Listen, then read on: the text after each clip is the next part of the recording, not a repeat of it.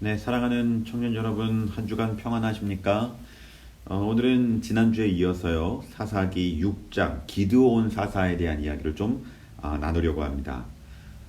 사사기 말씀을 우리가 살펴보는데 늘 말씀드렸듯이 가장 중요한 것은 하나님의 말씀을 직접 읽으시는 거예요. 그래서 하나님 말씀을 읽으시는 와중에 제가 말씀 파일을 보내드리는 것을 참고하시면 이해를 잘 하실 수 있기 때문에 제가 이 파일을 보내드리는 겁니다. 그러니까 꼭 우리 청년들께서는 사사기 6장의 말씀을 꼭 읽으시고 오늘 말씀 파일을 들으시길 바랍니다. 사사기 6장의 이야기는요, 하나님께서 기드온을 선택하셔가지고 미디안의 압제로부터 이스라엘을 구원하고자 라고 하신 말씀으로부터 시작이 됩니다. 그 하나님의 말씀이 기드온에게 임했는데 기드온의 반응은 이랬어요. 하나님, 제가 얼마나 연약한 사람인데 어떻게 나 같은 사람이 이스라엘을 구원할 수 있는 사람이 될 수 있습니까? 저는 그런 사사의 역할 감당하기 힘듭니다. 전 못합니다. 하면서 계속 뒷걸음치는 모습을 보여주게 되죠. 그래서 하나님께서 이 기드온을 위해서요, 표징을 보여주십니다. 표징. 그러니까 여러분, 보통 눈에 보이는 뭔가를 보고 믿은 사람들이 구약에는 기드온이 있고요, 신약에는 예수님의 제자 중에서 도마, 이렇게 들 수 있습니다. 그래서 보통 이 기드온 사사를요, 구약의 도마다 이렇게 얘기를 해요. 구약의 도마.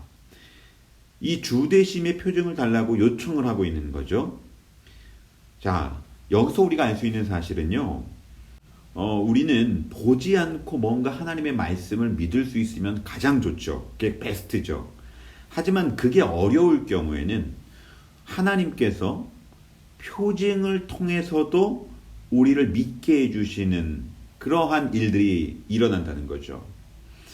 이런 것과 조금 유사한 이야기 중에 나중에 사무엘상에 보면 사람들이 이렇게 잘 주목하지 않는 이야기가 하나 있는데, 사무엘 사사가 사울을 이스라엘의 초대 왕으로 기름을 부었습니다. 그런데 사울은요, 이걸 믿지를 못해요. 내가 하나님께 지명을 받았다, 이스라엘의 왕으로 선택됐다, 이걸 믿지를 못합니다, 사울이. 그래서 하나님의 말씀을 믿지 못하는 사울을 위해서 뭘 사무엘이 해주냐면, 너가 정말로 하나님에 의해서 선택받았다라고 하는 것을 확신할 수 있는 징조를 보여주게 됩니다. 그 징조가 뭐냐? 사울이 사무엘하고 떠나가지고 길을 가게 되다 보면 선지자들의 무리를 만나게 될 거라는 거예요. 그리고 그 선지자들의 무리를 만나가지고 사울도 선지자들처럼 함께 예언을 하게 될 거라는 거죠. 이런 것이 사무엘상 10장 7절에 이런 말이 나와요.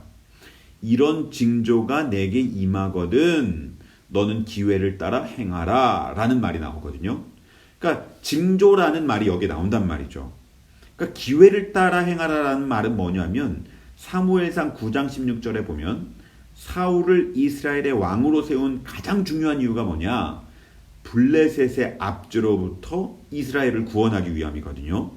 그러니까 블레셋의 압제로부터 이스라엘을 구원하기 위해서 사울을 왕으로 세우신 건데, 사울은 이걸 이제 믿지를 못하는 거죠. 왜냐하면 블레셋은 굉장히 두려운 족속이었거든요.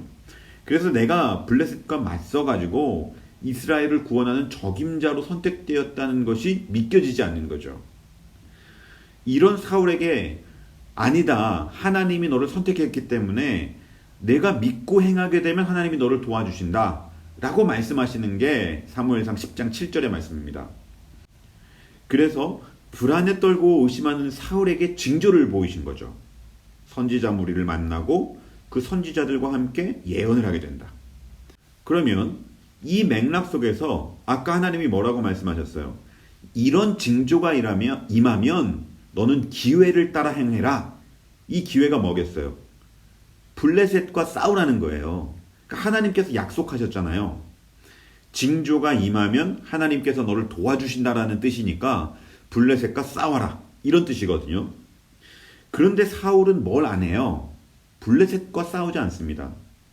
그래서 성경을 읽다 보면 이게 참 재미있다고나 할까요? 하여튼 참 흥미로운 게 뭐냐면 블레셋의 압제로부터 이스라엘을 구원하기 위해서 하나님께서 사울을 왕으로 세우셨는데 정작 사울은요, 성경 사무엘상에 나오는 사울은 블레셋과의 싸움을 계속 회피해요. 회피.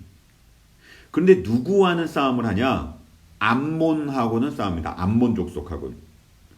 그래서 사울의 아들이었던 요나단이요, 블레셋과의 싸움을 계속 회피하고 피하고 다니는 아버지에 대한 불만이 굉장히 높았는지 사무엘상 13장 14장에 보면 아버지에게 알리지 않고 요나단이 블레셋에게 선제 공격합니다. 그러니까 이런 이야기들은 또 저희들이 사무엘상에서 또 이야기를 나누긴 할 텐데, 뭐 어쨌든 하나님으로부터 선택받은 사울을 위해서 하나님께서는 징조를 보여주시잖아요. 그러니까 우리가 때로는 하나님에 대한 확신이 분명하지 않을 때가 있죠. 그럴 때 하나님께서 우리를 어떻게 대하시느냐? 무조건적으로 책망하시는 거 아니에요. 믿을 수 있으면 제일 좋죠. 그런데 잘 믿겨지지 않을 때 있잖아요. 뭔가 좀 정말 하나님의 말씀을 확신할 수 있도록 하나님이 표징과 징조를 좀 보여주셨으면 좋겠다, 이런 생각을 할 때가 있잖아요. 그럴 때 우리 하나님은요, 너희놈 하면서 우리를 혼내시는 분이 아니고 우리가 정말로 그 징조가 필요할 때 하나님이 그 징조를 보여주시는 분이란 말이에요. 그래서 보지 않고 믿으면 가장 좋은 거지만 그렇지 않은 자들을 위해서도 하나님이 그들을 확신시키기 위해 표징과 징조를 보여주신다. 우린 이런 하나님을 믿는 겁니다. 자, 다시 말씀 속으로 돌아가 보면요, 바로 이 기드온 사사가 하나님 앞에 징조를 구한 사람이죠. 너무너무 불안에 떨고 있었던 소시민이었던 기드온이 하나님께서 사사로 임명하시니까, 아니 나까짓게 무슨 미디안으로부터 이스라엘을 구원할 수 있는가 하면서 하나님께 징조를 요청했고, 그리고 우리가 오늘 읽은 사사기 6장의 여러 가지 표징을 통해 가지고 하나님께서 기드온을 선택했다고 하는 것을 확신시키도록 하십니다. 자, 그런 의미에서 보세요. 옛날에는요, 하나님께서 이런 표정을 직접 보이셨잖아요. 그럼 오늘날엔 누가 이 하나님의 그런 기적과 이적을 보여줄 수 있는가? 이게 사실 교회의 가장 중요한 사명인 거예요. 자, 여러분, 이제 조금 어렵지만 되게 중요한 이야기니까 한번 집중해서 한번 들어보세요. 여러분, 우리 기독교 신앙은요, 시간을 크게 세 개로 구분합니다. 세 개로. 어떻게 구분하냐면요, 태초의 창조가 있고요, 마지막 종말이 있어요. 그리고 태초의 창조와 마지막 종말 사이를 뭐라고 하냐면 역사적 중간기라고 이야기합니다. 그러니까 이 기독교 시간으로 보면 세 가지로 시간을 구분하는 거예요. 태초의 창조, 마지막 종말, 그리고 창조와 종말 그 사이를 역사적 중간기. 그럼 인간이 살아가고 있는 거의 모든 시간은 다 역사적 중간기라고 할 수 있는 거예요. 태초와 종말 사이에 있으니까. 그런데 이 태초의 창조 사건하고요, 마지막 종말의 사건은 유사한 측면이 있습니다. 어떤 유사점이 있냐면 우리 하나님께서 자신의 전능하심을 유감없이 발휘하시는 거예요. 그래서 여러분, 태초의 창조와 마지막 종말의 때에는요, 하나님의 전능하심을 바로바로 볼 수 있고 바로바로 역사하시는 그러한 일들이 일어납니다. 말씀으로 온 우주를 창조하셨죠. 그리고 종말에는 어때요? 잘못된 모든 것들을 다 청산하시고 새하늘과 새 땅을 만들어내시고 새로운 세상을 펼치시잖아요. 그러니까 창조와 마지막 종말은요, 하나님의 전능하심이 유감없이 발휘되는 때예요.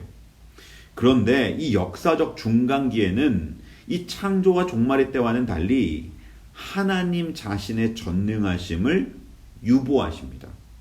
그러니까 그때그때마다 발휘하시는 게 아니고 막 드러내시는 게 아니라 억제하신단 말이에요.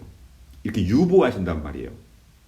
그리고 하나님을 대신해서 하나님의 백성된 자들이 하나님의 창조하신 피조세계를 잘 돌보고 다스리고 지키기를 기대하시고, 하나님의 백성된 자들이 하나님의 손과 발이 되어서 이 땅 가운데 하나님의 지상 대리자가 되기를 기대하시는 거예요.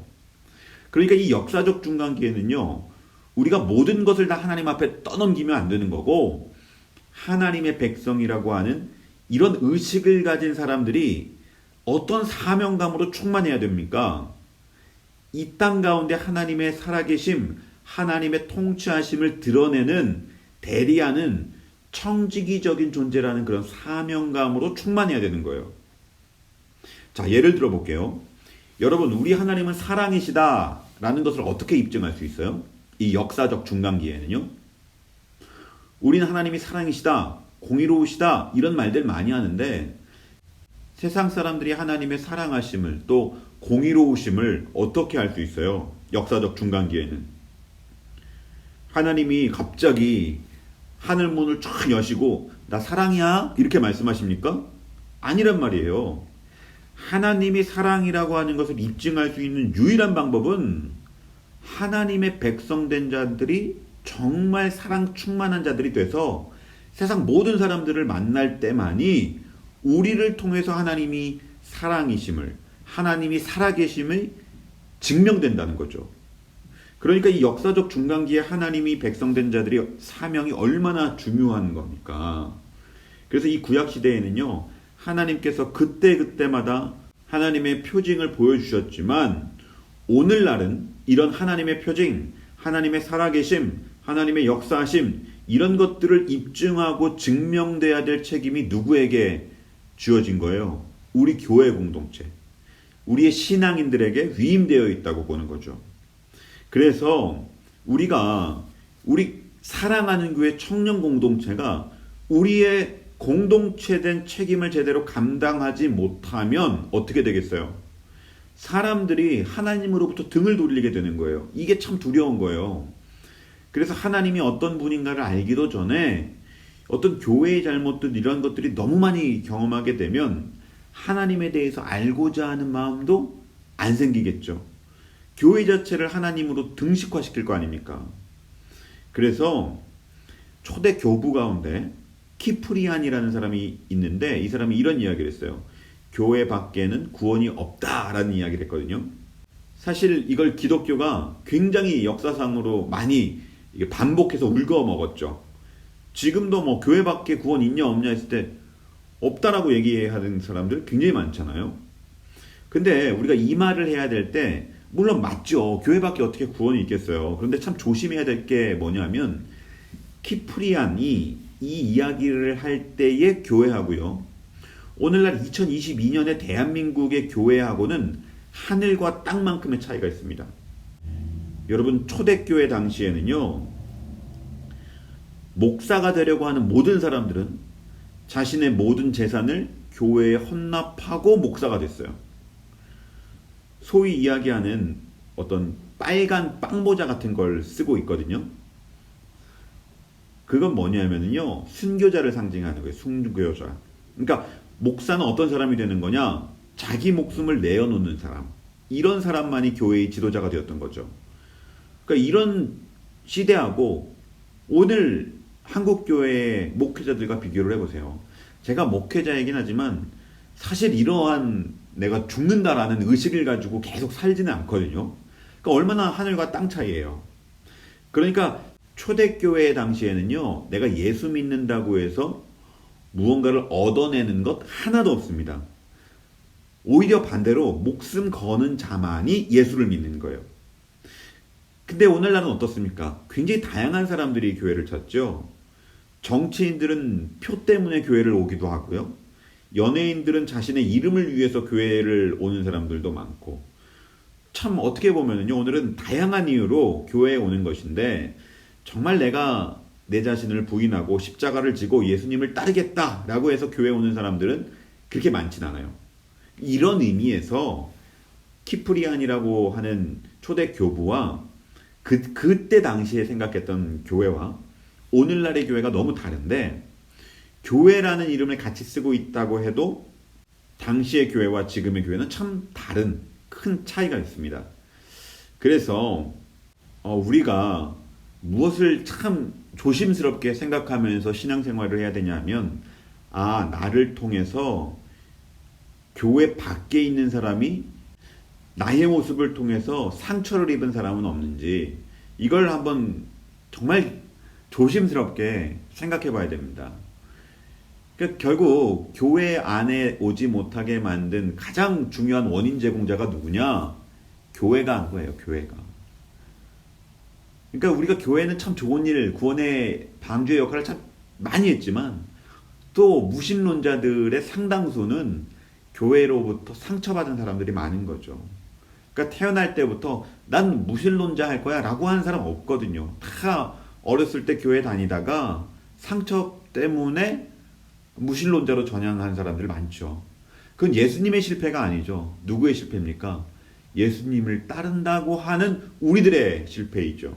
그러니까 우리가 오늘 우리의 삶이 예수에게로 가는 믿음을 가로막는 역할을 하지 않도록 정말 늘 조심하는 우리가 되었으면 좋겠다라고 생각이 듭니다. 저도 오늘 이런 말씀을 나누면서 제 자신의 삶을 돌아볼 때 하나님 앞에 영광 가린 일들이 참 많다라는 생각이 들면서 회개가 됩니다. 그러니까 우리 청년 여러분들도 우리 이번 한 주간 이제 3일 남았는데 그 3일 동안 하나님의 빛과 소금된 자녀로서 다른 사람들이 나를 통해서 하나님을 인식한다 라는 제사장적인 마인드를 가지고 한 주 살아가 나가시기를 주님의 이름으로 축원드립니다.